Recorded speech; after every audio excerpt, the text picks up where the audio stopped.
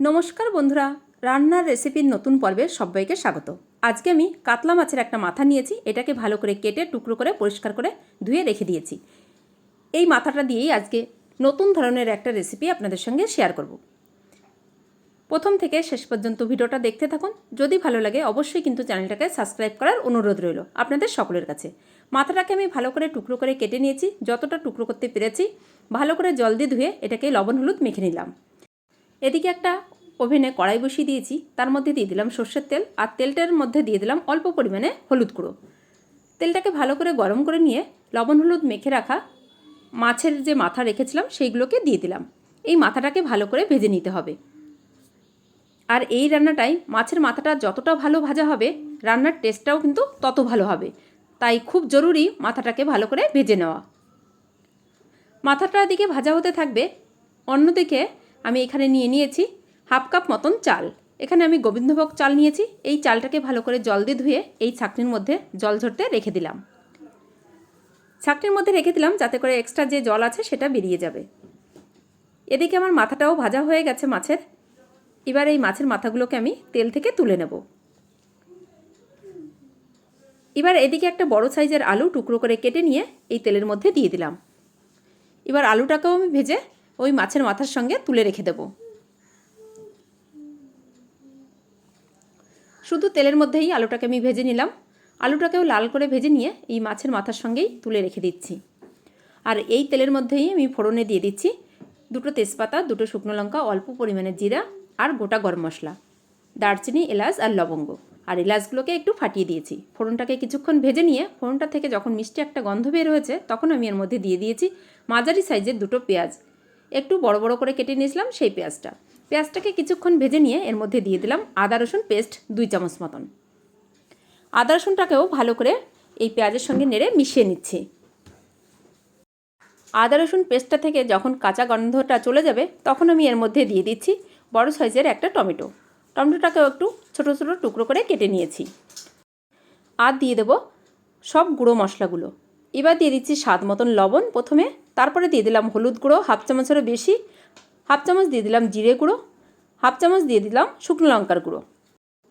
ঝালটা আপনারা আপনাদের স্বাদ মতন দেবেন। এবার সমস্ত মশলাগুলো ভালো করে ভেজে নেব। এই সময় কিন্তু ওভেনের ফ্লেমটাকে একদম লোতে করে দিয়েছি, তা না হলে এই মশলাগুলো পুড়ে যাওয়ার সম্ভাবনা থাকবে। ভালো করে মশলাটাকে ভেজে নিয়ে যে চালটা আমি ধুয়ে জল ঝরতে রেখে দিয়েছিলাম সেই চালটা এর মধ্যে দিয়ে দিলাম। এবার চালটা দিয়েও মশলার সঙ্গে আরও কিছুক্ষণ ভেজে নেব। আমার চ্যানেলে নতুন বন্ধু হলে চ্যানেলটাকে সাবস্ক্রাইব করার অনুরোধ রইল। আর যদি আপনি এই ভিডিওটা আমার ফেসবুক পেজে দেখে থাকেন অবশ্যই কিন্তু আমার ফেসবুক পেজটাকেও ফলো করে দেবেন। চালটাকে বেশ কিছুক্ষণ সময় ধরে মিডিয়াম টু লো ফ্লেমে ভেজে নিলাম মশলার সঙ্গে। চালটা ভাজতে ভাজতে একদম কিন্তু ঝরঝরে হয়ে গেছে। এবার আমি এর মধ্যে দিয়ে দেব ভেজে রেখেছিলাম যে মাছের মাথা আর আলু, সেইগুলোকে দিয়ে দিচ্ছি। আলু আর ভেজে রাখা মাছের মাথা একসঙ্গেই কিন্তু দিয়ে দিলাম। এবার ভালো করে নাড়াচাড়া করে নেব মাছের মাথা, আলু আর চালগুলোর সঙ্গে। ভালোভাবে সমস্ত কিছু মিশে গেলে এর মধ্যে আমি দিয়ে দেব গরম জল। অন্য একটা ওভেনে আমি কিন্তু গরম জল করতে বসিয়ে দিয়েছি।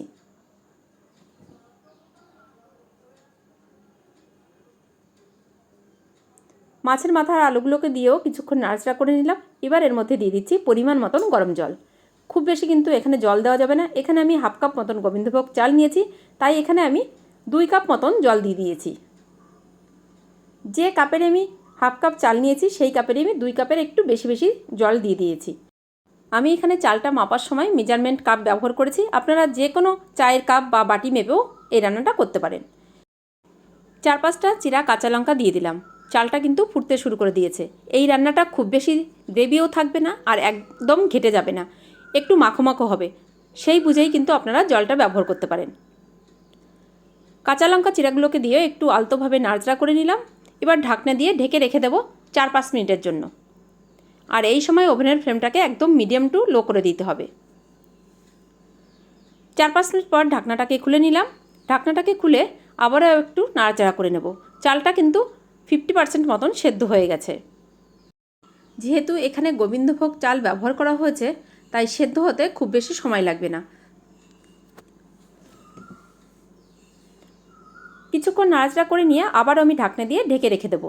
এই যে জলটা আছে এই জলেই কিন্তু চালটা ভালোভাবে সেদ্ধ হয়ে যাবে। আরও 4-5 মিনিট পরে আমি ঢাকনাটাকে খুলে নিলাম। আর চালটা কিন্তু পুরোপুরি সেদ্ধ হয়ে গেছে। আর যে আলুটা দিয়েছি আলুটাও কিন্তু প্রপারভাবে সেদ্ধ হয়ে গেছে। এবার আলতোভাবে কিছুক্ষণ নাড়াচাড়া করে নেব। আর যে হালকা জল আছে এই জলটা কিন্তু একদম চালের গায়ে লেগে যাবে। কিছুক্ষণ ভালোভাবে নাড়াচাড়া করে নিলাম। এবার আমি এর মধ্যে দিয়ে দেব 2 চামচ মতন চিনি। এই রান্নাটা একটু মিষ্টি মিষ্টি হলেই খেতে বেশ ভালো লাগে, তাই এখানে 2 চামচ চিনি ব্যবহার করলাম। আপনারা আপনাদের পছন্দ মতন অবশ্যই চিনি ব্যবহার করতে পারেন। আর দিয়ে দিলাম 1/2 চামচ মতন গরম মশলার গুঁড়ো আর 1 চামচ দিয়ে দেবো ঘি। চিনি, ঘি আর গরম মশলাটাকে ভালো করে মিশিয়ে নিলে রান্নাটা কিন্তু একদম রেডি। সব কিছু নাড়াচাড়া করে নিয়ে আমি ঢাকনা দিয়ে ঢেকে রেখে দেবো ওভেনটাকে বন্ধ করে। আর এটা কিন্তু একটু ঠান্ডা হলে আরও ঝরঝরে হয়ে যাবে। এখন দেখে বোঝা যাচ্ছে একটু মাখো মাখো হয়েছে, এটা কিন্তু ঠান্ডা হলে অনেকটাই ঝরঝরে হয়ে যায়। 5 মিনিট স্ট্যান্ডিং টাইমে রেখে এটাকে আমি সার্ভ করে নিচ্ছি। আপনাদের কেমন লাগলো মাছের মাথা দিয়ে মুড়ো ঘন্ট অবশ্যই কিন্তু কমেন্ট করে জানাবেন। যদি ভালো লাগে ভিডিওটা একটা লাইক করবেন আর আপনারাও বাড়িতে এইভাবে তৈরি করবেন। আর বাড়িতে তৈরি করলে আমাকে জানাতে ভুলবেন না কেমন হয়েছিল। আজ তাহলে এই পর্যন্তই। অন্য কোনো দিন ফিরে আসবো অন্য কোনো রেসিপি নিয়ে। ভালো থাকবেন, সুস্থ থাকবেন আর অবশ্যই আমার চ্যানেলের সঙ্গে থাকবেন চ্যানেলটিকে সাবস্ক্রাইব করে। প্রথম থেকে শেষ পর্যন্ত মুড়ো ঘন্টার রেসিপিটা দেখার জন্য অনেক অনেক ধন্যবাদ।